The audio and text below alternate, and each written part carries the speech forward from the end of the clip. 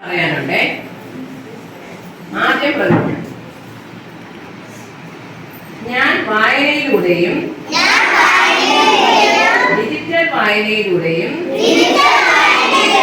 വായിച്ചു വളർന്ന് ഭാരതത്തിന്റെ അഖണ്ഡതയും സംസ്കാരവും ഉയർത്തുവാൻ വേണ്ട പ്രവർത്തനങ്ങളിൽ സജീവമായി പങ്കുചേരും. തീവ്രവാദത്തിനും മതമൗലികവാദത്തിനുമെതിരെ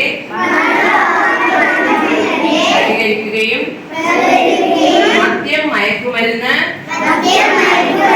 സ്ത്രീകൾക്കെതിരായ അതിക്രമങ്ങൾ തുടങ്ങിയവയ്ക്കെതിരെ ചിന്തിക്കുകയും പ്രവർത്തിക്കുകയും ചെയ്യും.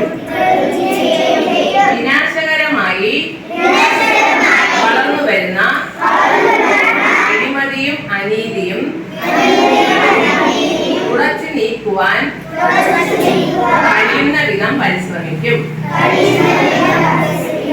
ഭാരതത്തിലെ നിയമവ്യവസ്ഥകൾ ശരിയാവണ്ണം പാലിക്കുകയും ശാന്തിയും സമാധാനവും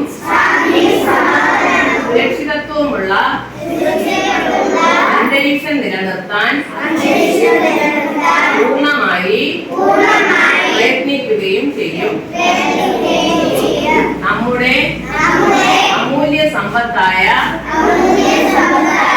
ഊർജം, ശുദ്ധജലം, പരിസ്ഥിതി മുതലായവ ശരിയായും സ്വച്ഛമായും ഉപയോഗപ്പെടുത്തും. എന്റെ രാജ്യത്തെ ലോകരാഷ്ട്രങ്ങളുടെ മുൻപന്തിയിൽ എത്തിക്കാൻ വേണ്ട പ്രവർത്തനങ്ങളിൽ സജീവമായി പങ്കെടുക്കുകയും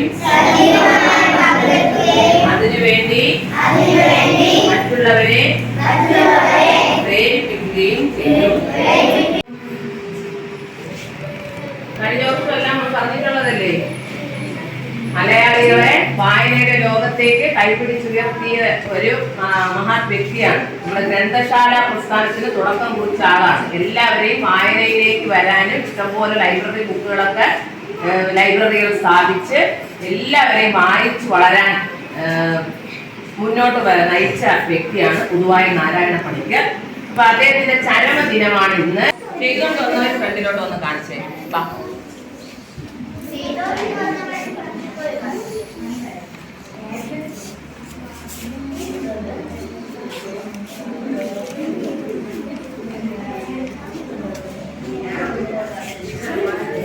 മൂന്നാം ക്ലാസ് പാട്ട് കേട്ടോ.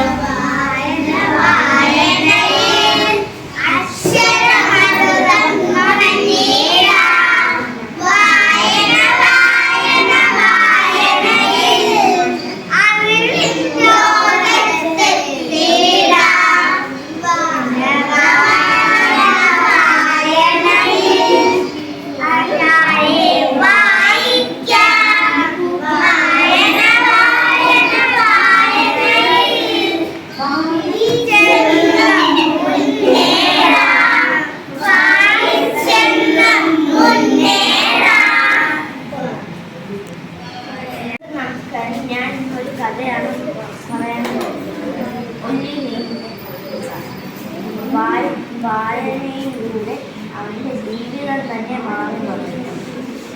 ഒരു പാവപ്പെട്ട കർഷകന്റെ മോനായിരുന്നു ഒടുവിൽ. അവനെ സ്കൂളിൽ കൊണ്ടുവരുന്നു. ആ സ്കൂളിൽ അവന്റെ ടീച്ചർമാരെ പേരായിരുന്നു ടീച്ചർമാർക്ക് ബഹുമാനം ഒട്ടും കാണിക്കുകയായിരുന്നു.